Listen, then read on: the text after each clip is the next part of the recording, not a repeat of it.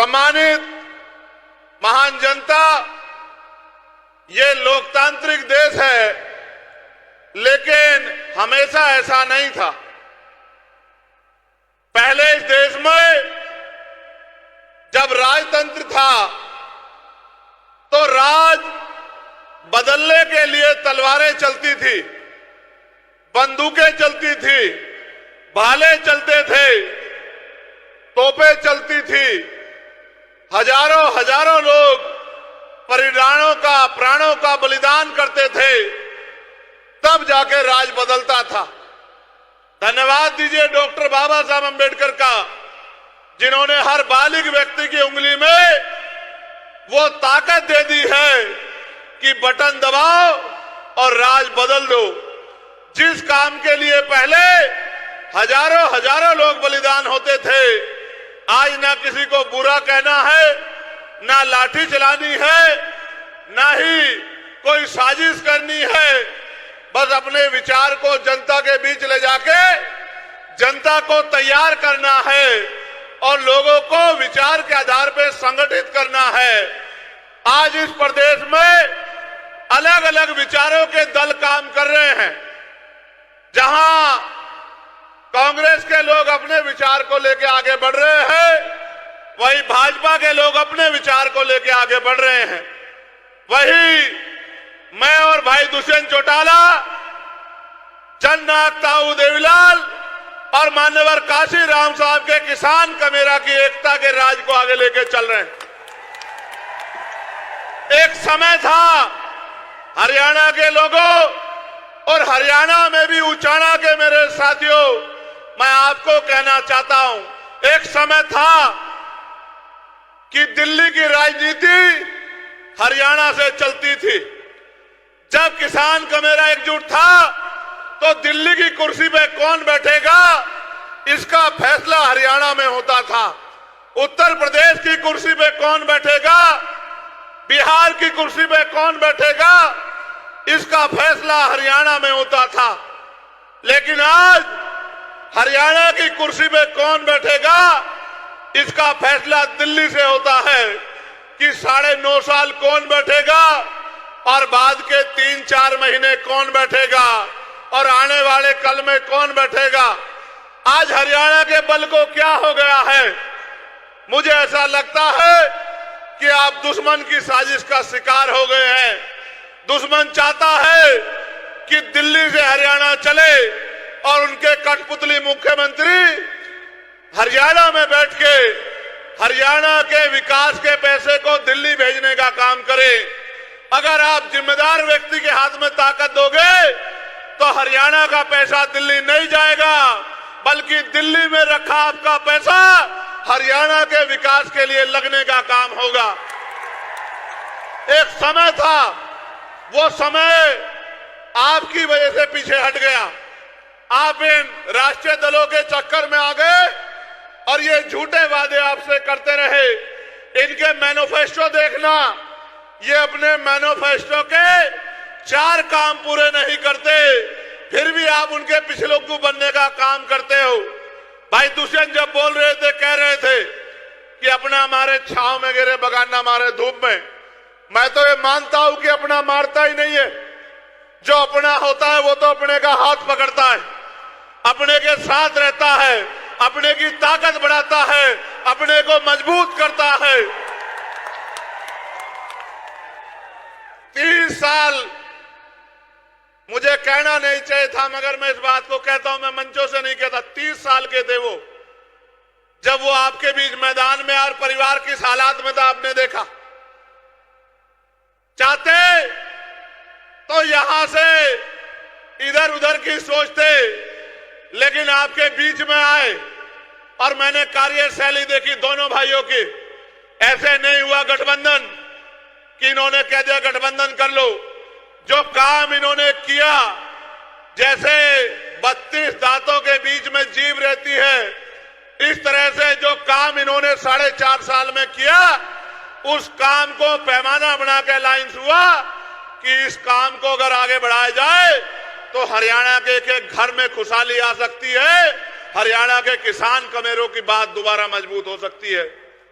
ये अलायंस क्यों हुआ, मैं इस बात पे आऊंगा। उससे पहले जब मैंने देखा कि इन्होंने 1200 से ज्यादा लाइब्रेरी खुलवाने का काम किया, डिजिटल लाइब्रेरी, इसलिए कि गांव का बच्चा शहर के बच्चे के बराबर हो जाए, वो एजुकेशन में किसी पीछे ना रहे। फिर एक गांव में हम गए, प्रचार में थे, वहां की प्रत्याशी भी यहां बैठी है हमारी बहन, गांव के लोगों ने गाड़ी रोक ली। मुझे लगा कि शायद कोई नाराजगी होगी, मुझसे कहने लगे गाड़ी से उतर जाओ। मैंने कहा बताओ क्या बात है कि गाड़ी से उतर जाओ। मैंने कहा कि भाई प्रचार आज इस गांव में नहीं अगले में है। बोले एक बार उतर जाओ 2 मिनट के लिए, मीडिया के साथी दिखाना इस बात को जरूर। हम उतर गए, वो लाइब्रेरी में लेके गए, बेटियों की लाइब्रेरी अलग और बेटों की लाइब्रेरी अलग। फिर मिठाई ले आए। मैंने पूछा कि मिठाई क्यों दे रहे हो, तो उन्होंने कहा इस लाइब्रेरी की वजह से 18 बच्चे सरकारी नौकरियों पे गए। तो मुझे लगा कि मैंने जो हाथ पकड़ा है वो सही हाथ पकड़ा है। हमने मैनिफेस्टो बनाया बैठ के। मैनिफेस्टो में आपके लिए मैनिफेस्टो पढ़ना।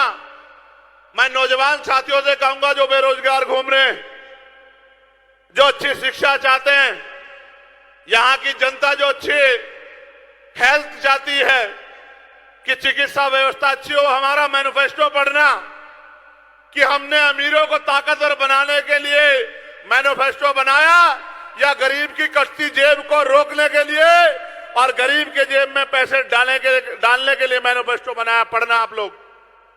तो मैंने तो बात की इनसे और बात की तो एहसास हुआ कि उनके मन में हरियाणा को लेकर एक सपना है। जिनके भरोसे चुनाव लड़ा, जिनके लिए दिन रात मेहनत की, जिनके लिए वोट मांगे, वो तो उसी दिन हाथ छोड़ के चले गए थे जिस दिन राज में आने के लिए सरकारें बनने का फैसला हो रहा था। उन्होंने भी उनके साथ आगे बढ़ने का निर्णय लिया। 6 महीने पहले सरकार छोड़ी। उचाना के लोगों आप बताओ, अगर सरकार छोड़ने के बाद क्या भाजपा की सरकार यहां गिर गई या चली? बताओ, गिरी या चली? चली ना। तो इसका मतलब अगर ये परिवार, और मैं धन्यवाद दूंगा अमरजीत ढांडा जी का कि वो एक वफादार सिपाही की तरह इनके साथ खड़े रहे, अपनी पार्टी का झंडा डंडा पकड़ के रखा। मैं तो जानता हूं, मेरे साथी यहां खड़े हैं, एक एक दिन मैंने जिस दिन उनसे कहा कि मुझे उचाना चाहिए, उस दिन से लेकर आज तक उन्होंने पीछे पलट के नहीं देखा और दिन रात एक कर दिया। तो ऐसे हालात में निर्णय लेके आपकी सेवा के लिए आगे बढ़े। अभी आपने देखा 2 दिन पहले किस तरह का माहौल बनाया गया। गाड़ियां तोड़ने का प्रयास, डराने का प्रयास। आपको लगता है कि हम डरने वाले लोग हैं? आप बताओ, डरने वाले लोग हैं हम तो वो है जो बंजर भूमि का सीना चीर के फसल उगाते हैं। हम किसान कमेरे लोग हैं, जहां जानवर भी नहीं रहता, अपने पसीने से खून से वहां महल बनाते हैं संघर्ष करके। हम तो संघर्षशील लोग हैं। इनके डराने से मैं डर जाऊंगा? इनको एहसास नहीं कि मैं जिनमें पैदा हुआ हूं, अगर मुझे कील भी लगेगी तो वो इसका सारा जवाब वोट की चोट से देंगे। ये गलतफहमी में है। ऐसे गुंडे और ऐसी गुंडागर्दी मैंने बहुत बार देखी है। ये नहीं जानते कि मैंने तो आत्मसम्मान की लड़ाई लड़ते हुए, अपने लोगों की स्वाभिमान की लड़ाई लड़ते हुए 16-16 महीने जेल काटी है, कभी उफ तक नहीं कहा। दिल्ली में जब गुरु घर टूट गया तो 66 दिन तक जेल काटी। एनआरसी में 29 दिन तक जेल काटी। और जब मैं जेल में था और सदगुरु रविदास जी महाराज का अपमान हुआ, मैं धन्यवाद दूंगा कि 5 एकड़ जमीन में सदगुरु जी का गुरु घर बनाने की घोषणा मेरे भाई दुष्यंत चौटाला ने की। एक तरफ ये निकम्मी सरकारें, भाजपा की सरकार जो तोड़ने में हिस्सेदार थी, और दूसरे लोग जो ये कह रहे थे कि ये बन नहीं सकता है, तो आपकी ताकत थी कि सुप्रीम कोर्ट से भी और केंद्र की सरकार के जबड़े में हाथ डाल के पुनः अपना गुरु घर छीनने का काम किया। मैं आपसे कहना चाहता हूं, मेरे लिए हर दिन संघर्ष है, और मैं जो आज हूं वो आपकी बदौलत हूं। जब ये पूरी राष्ट्रीय पार्टियां मुझे हराने के लिए नगीना में एडी चोटी का जोड़ लगा रही थी, जो आपकी हितैषी होने का यहां दावा कर रहे हैं, वो आपकी इस मजबूत आवाज को खत्म करने के लिए एडी चोटू का जोड़ लगा रहे थे। चाहे एनडीए अलायंस के लोग हो या इंडिया अलायंस के लोग हो या अन्य पार्टियां हो, जैसे आपने उनकी वहां जमानतें जब्त करके हमारा लोहा मनवाने का काम किया था, उचाना में भी उनकी जमानतें जब्त करके भाई दुष्यंत जी को असेंबली भेजने का काम करना। जहां दिल्ली में खड़े होके मैं आपके अधिकारों की रक्षा के लिए, किसानों के लिए, पहलवानों के लिए, तमाम तरह से अंतिम व्यक्ति के लिए दिल्ली में आवाज उठाने का काम करूंगा, आपकी ताकत बनके, आपकी लाठी बनके इन सामंतवादी सोच के लोगों को जो गुंडागर्दी कर रहे हैं, इनको जवाब देने के लिए मेरा भाई दुष्यंत जो है असेंबली में दहाड़ने का काम करेगा, आपकी ताकत बनने का काम करेगा। आप मुझे और दुष्यंत को अलग अलग मत मानना। आप जानते हैं हम स्वाभिमानी लोग हैं, अगर जबान देते हैं तो जान देते, हाथ पकड़ते तो छोड़ते नहीं है। आपके ऊपर छोड़ रहा हूं, अगले 3 दिन मेहनत करना, गांव गांव जाना, घर घर जाना, लोगों से वोट की अपील करना, क्योंकि बाबा साहब अंबेडकर ने कहा था political power is the master की। राजनीतिक सत्ता वो चाबी है जो आपकी सारी समस्याओं का हल कर देगी। अगर अगले 3 दिन आपने मेरी बात पे पहरा दे दिया और घर घर जाके अलग जगह दी और वोट की अपील कर ली, तो किसी की हिम्मत नहीं है कि आपका प्रत्याशी यहां किसी से पीछे रह जाए।